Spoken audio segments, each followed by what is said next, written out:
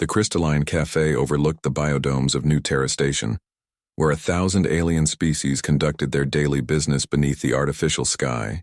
Kiara sat at table 17, her iridescent scales catching the light as she shifted nervously.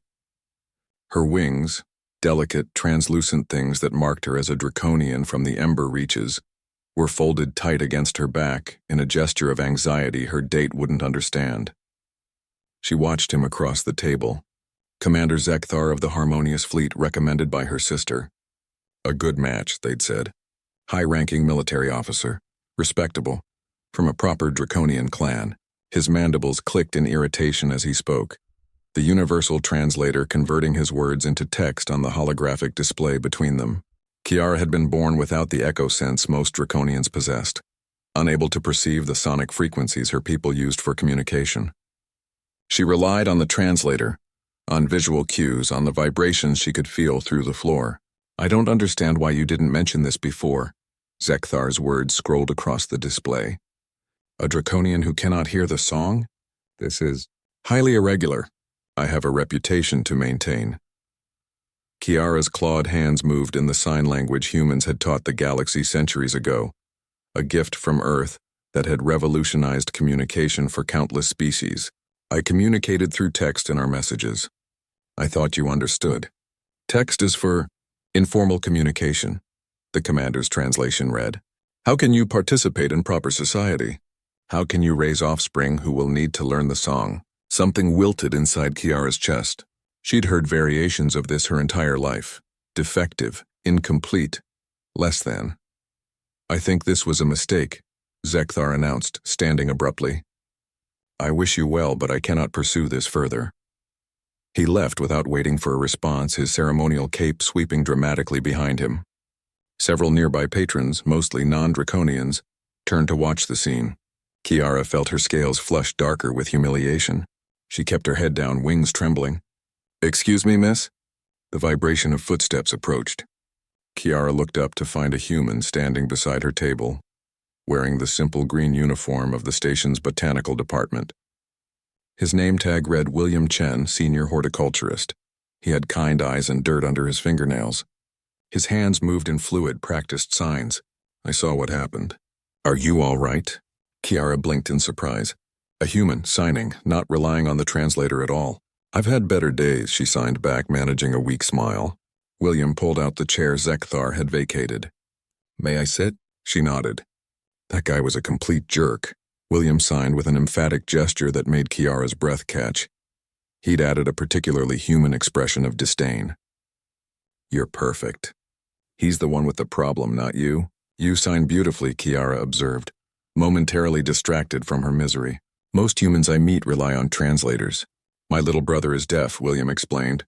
Sign was our first language before spoken English. When I joined the Galactic Corps and learned that humans had introduced signing to other species, I made it my mission to become fluent in as many variations as possible. He grinned. I'm up to 47 species-specific dialects now. 47? Kiara's wings fluttered slightly, an involuntary sign of surprise and pleasure. Well, I spend a lot of time alone in the hydroponics bays. Gives me time to study. William's expression softened. Look, I know we just met and this is going to sound forward, but I was actually finishing my shift when I saw you sitting here. I was going to grab something to eat. Would you like to join me? No pressure, just, I hate seeing someone upset and that guy clearly didn't deserve your time. Kiara hesitated.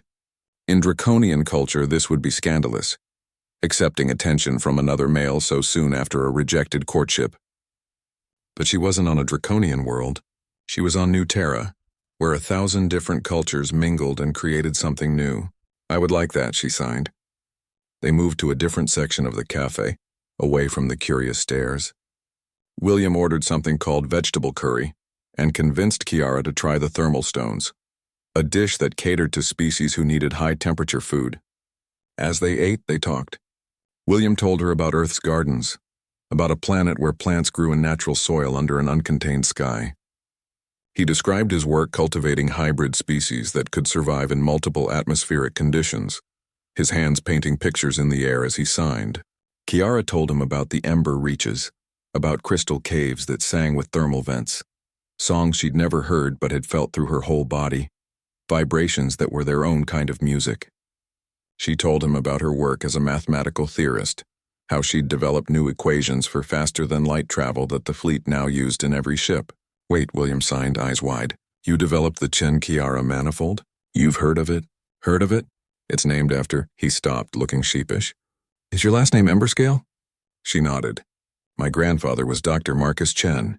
He worked with you on the manifold calculations. Marcus? Kiara's scales brightened with recognition. The human physicist who insisted on crediting me equally, even though he could have claimed the work himself.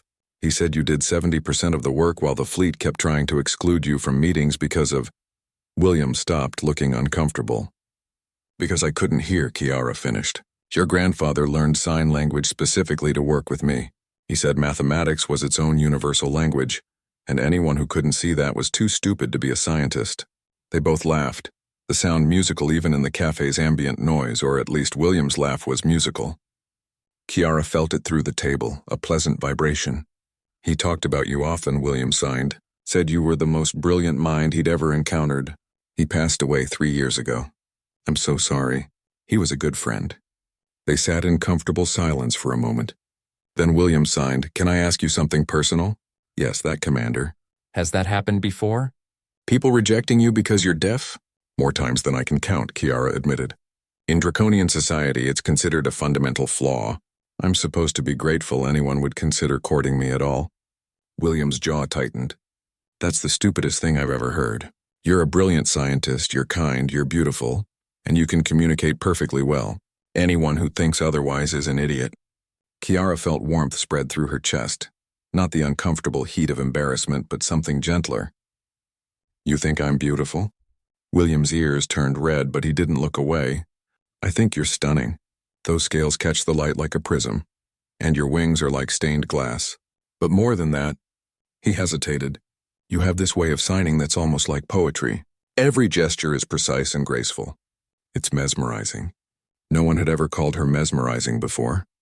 Would you like to see the gardens? William asked. I could give you a private tour of the hydroponics bay.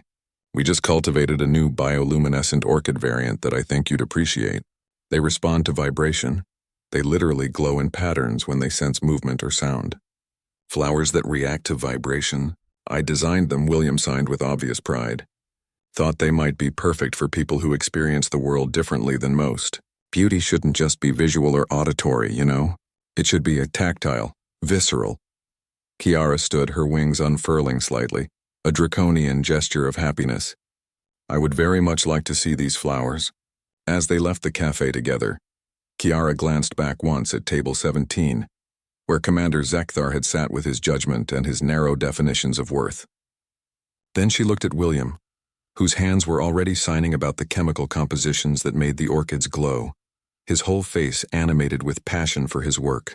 She thought about her sister's insistence on finding her a proper match, about years of trying to fit into a society that saw her as broken, and she thought about how humanity had entered the galactic stage 200 years ago, with their bizarre insistence that disability was just another form of diversity, that accommodation wasn't charity but basic decency.